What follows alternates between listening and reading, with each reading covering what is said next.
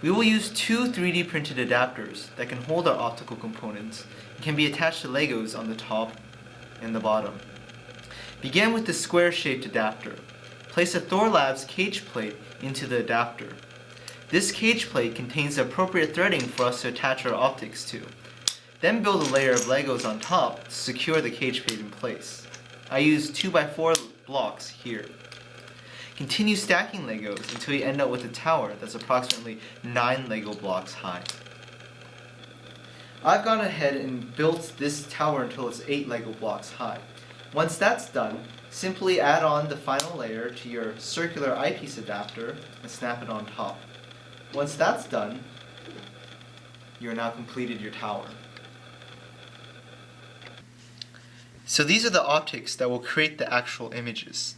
We use objectives and eyepieces that follow the DIN standard, which requires them to be separated by approximately 160 millimeters.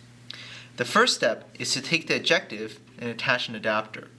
Most objectives have RMS threading, whereas the components we use SM1 threading. So we attach an adapter to make sure everything fits. Once that's done, screw your objective into your focusing tube.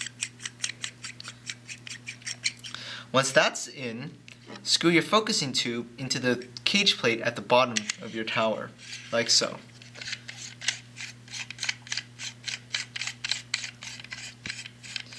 Finally, drop the eyepiece into the top of the tower. Measure the distance between your objective and your eyepiece and ensure that it is approximately 160 millimeters. The function of the base is to provide a physical structure to support your optics and provide a space to place your sample. The design for the base is limited only by your imagination, so we'll only give rough guidelines on how to build the base. Just for reference, this base is approximately 9 Lego blocks from here to here, and approximately 4 Lego blocks from here to here. And that's just to make sure that there's enough space to place your light source, separate it from your sample, and still give your optics enough room to move up and down. For the final assembly, take your tower with the optical components you've installed and attach it to the top of your base. Once that's done, slide in your light source and your sample, and you're now ready to look at your image.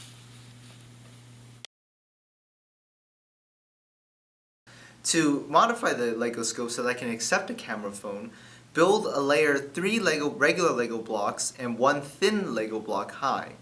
Then take an adapter for a camera phone and attach it so that the port for the camera is centered over the eyepiece. Once that's done, simply take your iPhone or camera phone and slide it into the adapter. I've switched to my camera phone to demonstrate how to use your Legoscope.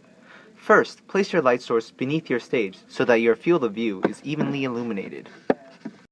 Next, place your sample on the stage and move it around until you see something. Now that you have your sample in your field of view, turn the focusing tube until the image comes into focus. And there you go. You have a fully functioning Legoscope. The sample we're looking at in particular here is a mammary ovary section. And we can move around the sample to look at all the different parts. I hope you enjoyed this video. To find out more, please visit our website for more information, a parts list, and detailed building instructions.